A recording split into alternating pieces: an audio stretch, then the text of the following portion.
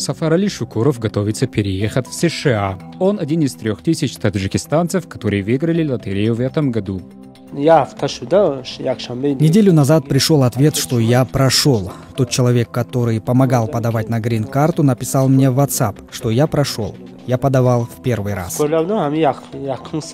В прошлом году в Центральной Азии в лотерее Green Card выиграли более 15 тысяч человек. Больше всего победителей в Узбекистане – свыше 5500. И это самый высокий показатель в мире. В Кыргызстане и Таджикистане примерно по 3000. Меньше всего в регионе в Казахстане и Туркменистане. Там чуть более 2000 победителей в каждой. Несмотря на большое число победителей, не все знают, что выигрыш в лотерее еще не гарантия переезда в США. По статистике, из 100 победителей меньше половины получают иммиграционную визу в Америку. Остальные отсеиваются. Кто-то допустил ошибку в заявке. Кто-то не успел подать документы вовремя или не смог собрать их. Другие не прошли собеседование или столкнулись с трудностями на медосмотре. Например, из-за отсутствия нужных прививок. Поэтому путь к американской мечте может оказаться еще труднее, чем кажется.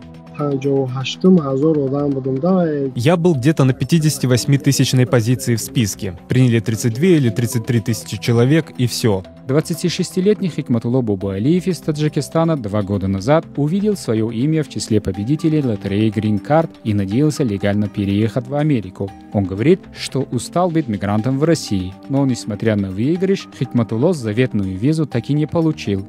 После выигрыша я заполнил анкету, которую называют DS-260. Сведения о себе, месте жительства, супруге, родителях и родителях супруги. После этого в посольство США в Таджикистане должна поступить информация, чтобы пригласить того или иного человека на собеседование. Меня на собеседование не вызвали. Очередь не дошла. Конечно, мы расстроились, но что поделаешь, значит не судьба.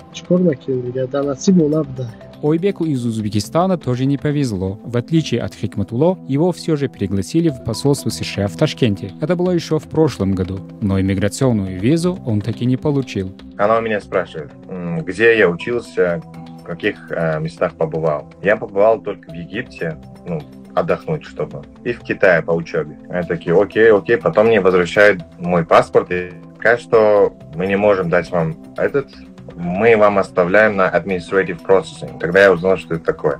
Такая проверка, которая дается тем людям, которые не на 100% уверены. Это не отказ и не добро. Они просто на паузу ставят ваш кейс на неопределенное время. Я 6 месяцев жду, и каждый месяц им отправляет имейл. Вот мой кейс, было вот так-то.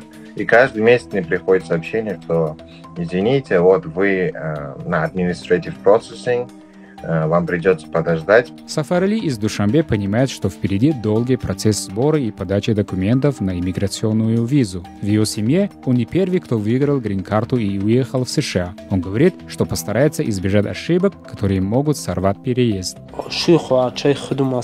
Муж моей сестры там. Двоюродные братья тоже там. Они в Нью-Йорке. Стараюсь, чтобы документы были без ошибок, чтобы там не было проблем.